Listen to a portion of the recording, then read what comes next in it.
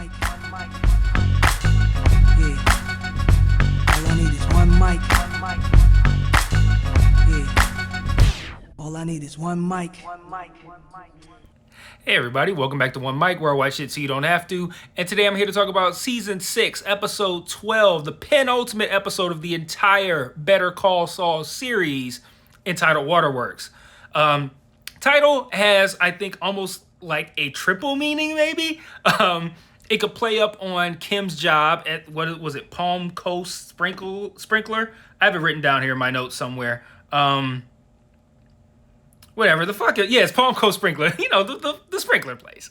It could be a reference to her job, which is very gray, just very black and white, very drab, just like those scenes.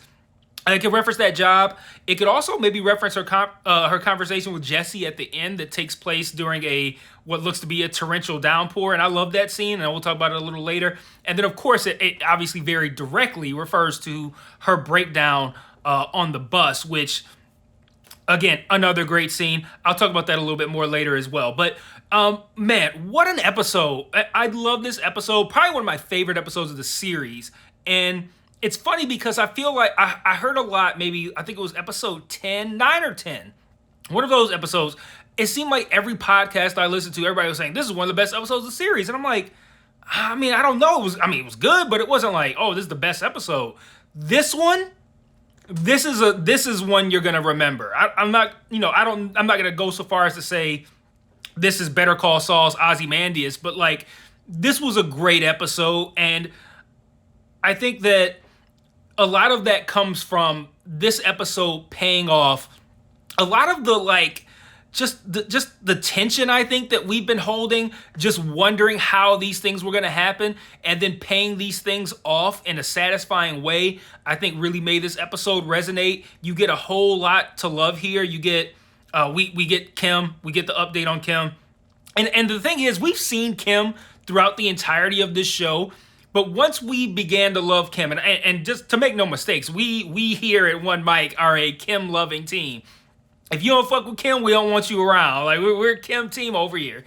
And when we started loving Kim as a character and Rhea Seehorn's performance, we, even back in fucking season 2, we were sitting there like, how is this going to play out for Kim in the end? And are we going to figure out why she doesn't show up in Breaking Bad? So we've had like this long history of being concerned about this moment.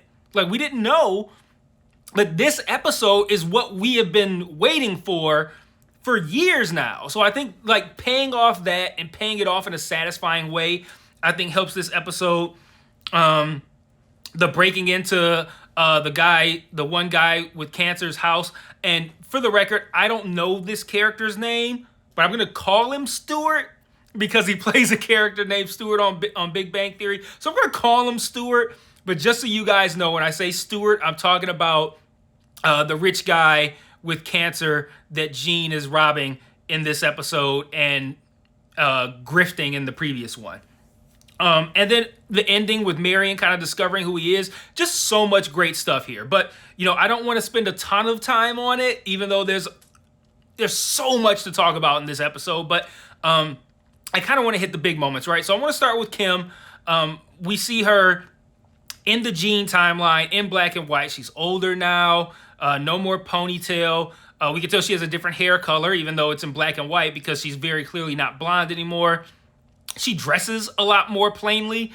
She had on granted, she seemed to be like at a barbecue or something, but she had on, gym shoes. She had on a jean skirt.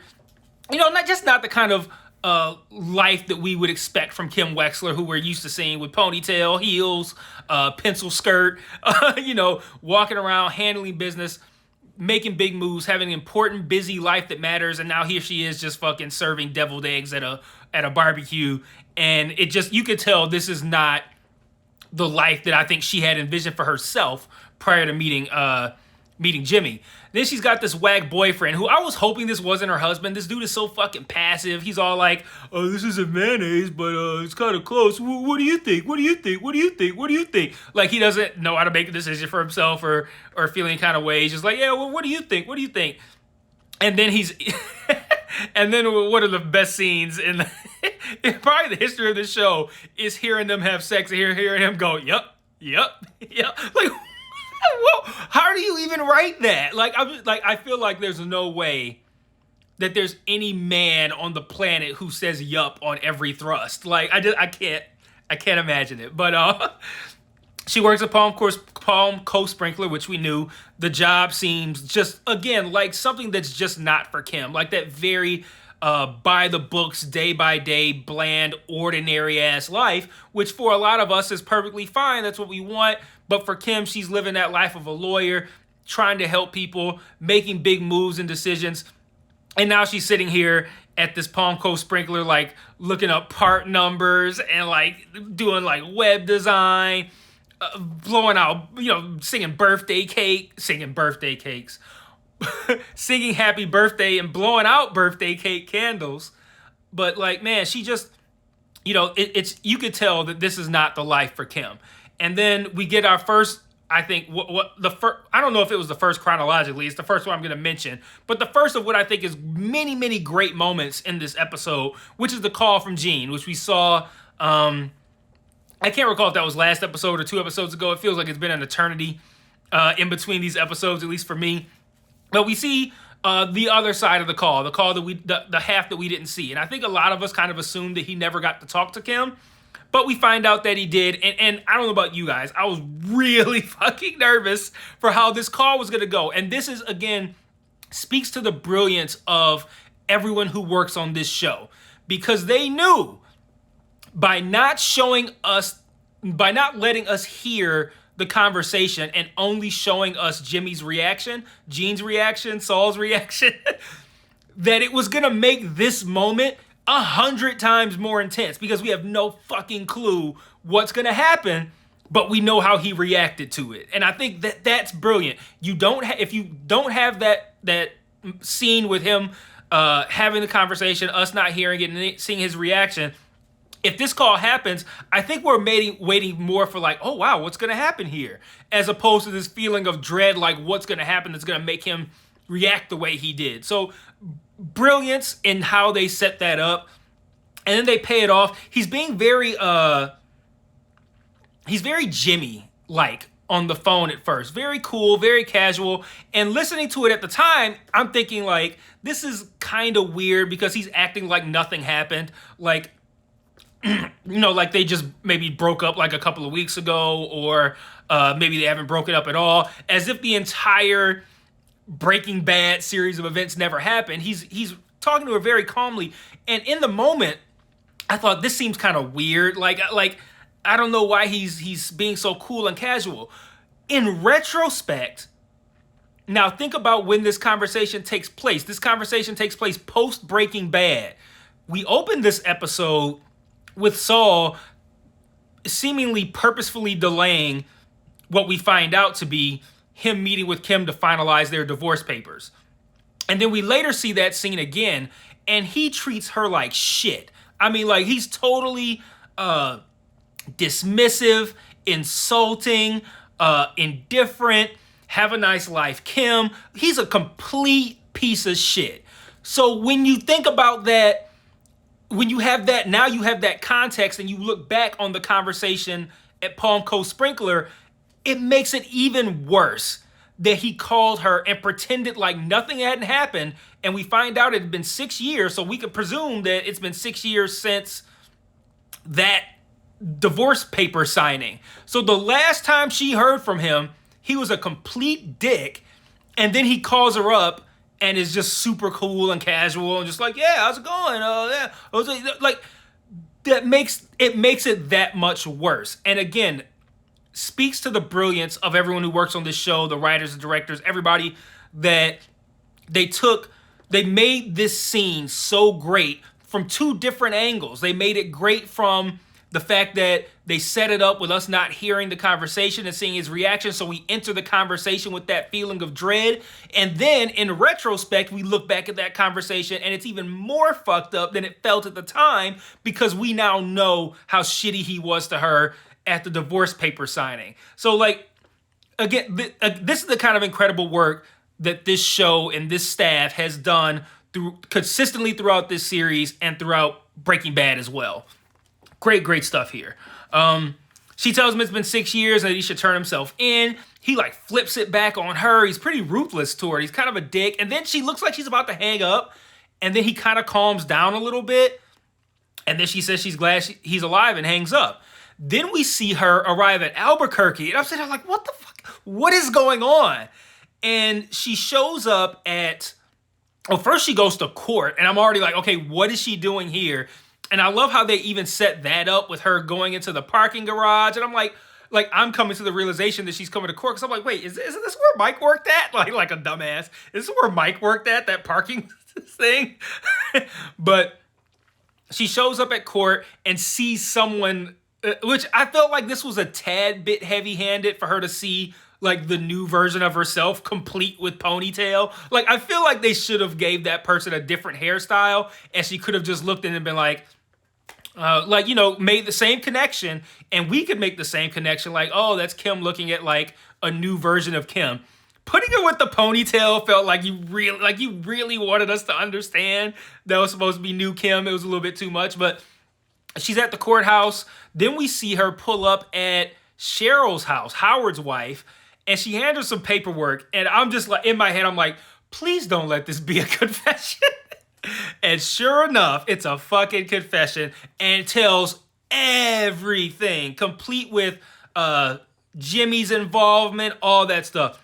Another great scene here. The conversation that she has with Cheryl, the moment where she says something like, oh, he died, it was quick, like as if that's supposed to help. He didn't suffer. Like, after everything you put him through, you had the nerve to sit across from his widow and go, he didn't suffer. Or widower. I don't know which one is for the man and which one is for the woman. But again, another great scene. I like how Cheryl asked her why she did it, as in like made the confession, and we don't hear an answer. Tastefully done as well. And then this is followed by another incredible scene, which is everything that's happened. Everything. And if you think about Kim at the beginning of the show, prior to entering into this relationship with Jimmy, and then entering into the relationship with Jimmy, and then how everything played out after that, from going to being the kind of person who's doing these scams with him, to what ultimately ends up happening to Howard, to what we saw happen at the divorce signing, all of that stuff, and then having to lay it all out in front of Howard's wife. Finally, Kim breaks down, has a massive cry on this bus. You can see these two people looking at her in the background, and I love how they have like a hand enter the frame without like, panning to the person or anything. Just a comforting hand that enters the frame. I thought that was beautiful. I thought how hard she cried was beautiful. Like, I've seen a lot of different cries, obviously, in movies and television shows, and the way she cried felt like someone trying not to let out a cry, because it's a cry that has been built up for years and years and years and years. And like that, she nailed it, man. And me and several other fans of this show, people from the Daily DVR Network who I fuck with heavy, like, we have all been very big on the Rhea Seehorn, Kim Wexler bandwagon. And man, if she doesn't win a fucking Emmy, I'm going to flip this table over, man. Like, it's so good, man. I love her. She replied to us once on Twitter, me and a couple of Daily DVR guys. So, big fan of the podcast, Rhea Seehorn, or Rhea, I don't know how to pronounce it. I'll find out at the Emmys next year. Yeah, great stuff with Kim. So moving on to Gene, we pick up at Stewart's house. Remember who I told you who Stewart is? I don't know the guy's actual name, but he's Stewart from here on out. He's knocked out, and Gene is continuing with the scam. He's taking the pictures of the documentation, all this kind of stuff. He looks for passwords, and this is another scene that I thought was kind of obvious, is him finding the passwords on the bottom of the lamp, because he picks up the lamp to use it to shine underneath the desk, and I immediately saw like a paper at the bottom of it, and I'm like, oh, it's gonna be at the bottom of the lamp, and then they draw it out, and he's like looking around, the bottom of the lamp is like right in his face, and he's looking at something else, and he goes, oh, here it is. I'm like, okay, all right, whatever. And he has everything he needs. He starts to leave, and this is where everything takes the wrong turn. Like, if you ever think like anytime somebody's life goes wrong, they probably look back at a moment and go, if I had made a different decision here, everything would have gone differently. Share you guys something personal. I got a DUI when I was younger. I'm 40 now, but I got the DUI when I was like 25 or something like that. Somewhere in that range, early to mid 20s, somewhere in that range. And getting a DUI fucks your life up for a pretty long time. At least, here in Michigan, it doesn't even fall off your record, I think, for 10 years. And, you can't go to Canada, which here in Detroit, we go back and forth to Canada a lot. It's like a trip to the suburbs here. So, and not to mention the financial aspect of it. And that's one of those situations where I looked back on that at that time, and I'm like, if I had just made this one decision differently, I wouldn't have gone to jail. I wouldn't have got hit with all these fines, all this kind of stuff, if I had just made a different decision. And the decision to not, like when he starts to leave and doesn't, that decision that's Jimmy Saul Jean's moment. He gets cocky. So he goes back. Now he steals a cigar, which as a avid cigar smoker myself, I'm not mad at him about that part. He steals some watches. He decides to take the time to make himself a drink. All of this arrogance. While he's arrogantly strutting around, he, one, notices the steward is now gone, and two, the cops pull up behind Jeff.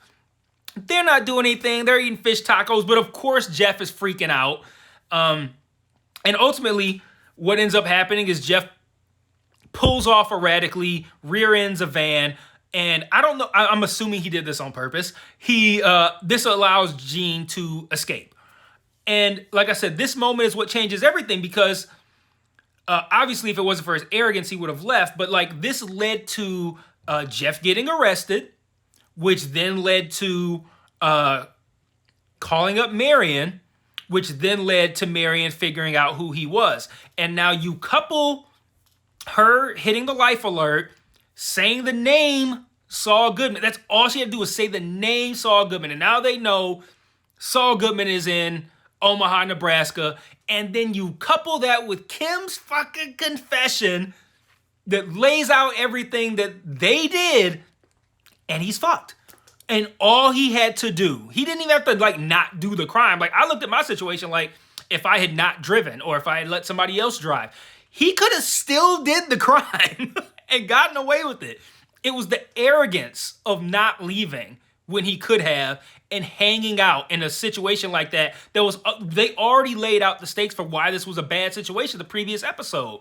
I can't remember everything, but like a certain amount of time had passed. They'd already given him the drugs, and I can't remember all the stuff, but there were several issues with that plan that made it unlikely to work. So for him to still pull it off, but then arrogantly hang around longer than he needed to, that ended up being his downfall, or it's going to end up being his downfall. And yeah, I love how that decision and all of the fallout from that combined with Kim's confession is probably, I'm again assuming, is what ultimately is going to do him in. And the thing with Marion figuring out who he was, that worked too, just because they had already kind of set it up with her like getting the computer and learning how to use the internet, which felt it felt irrelevant at the time. But then ultimately teaching this old lady how to use the internet is what's going to bring down Saul Goodman. And she did it. And I love how they showed that she was learning how to use the internet with the cat videos. And then we get to this point where, for one, this takes place around 2010, post Breaking Bad. She's still like plugging a Ethernet cord into the computer. She's using Ask Jeeves. Google was around at this point. Even Yahoo search was our Ask Jeeves. So I love how it's like, yes, we set up her using the internet, but we're also going to be loyal to the fact that she doesn't really know what she's doing, but she did enough to figure out who it was. And then I also love that I feel like they set up her, because she said she searched Con Man Albuquerque. Why would you do that? But I love how they set that up as well, because when Gene was talking to her and he talks about the bail bondsman, he's like, they don't even have bail bondsmen in Omaha. It's nothing like Albuquerque. And my immediate thought was, how would you know that? And then they cut to her and she's making a face like, I don't know about this. Like, why we like it kind of tracks, right? Like, why would you know that if you're just regular old Gene Omaha? Why would you know how what bail bondsman, not even what bail bondsman, like what the fucking like legal bailing out system is like in Albuquerque and you're in Omaha? Like, why would you know that? And he said it so confidently. It was such a red flag. So I love how that prompted her to do it. I love how they were loyal to the ASGs and the plugging the cord in. So she doing the 56K dial up in 2010. Like, what the fuck? But man, so much great stuff in this episode. Great setup for the finale. I cannot wait. I apologize for getting this one out late. I didn't have it in me to get up early this morning or stay up late last night to watch the episode. So I actually had to go to work today and then come home and watch the episode, do this video. Then I got to watch Only Murders in the Building and do that video. So there's a lot going on here, but I'm going to wrap this one up. Let me know what you guys thought of this episode. You better fucking agree. It was a great episode. It was a great fucking episode. Let me know what you think in the comments, and I will see you guys next week for the series finale of one of the all-time great shows from one of the all-time great showrunners. And I will see you guys next week for that. And until then, peace.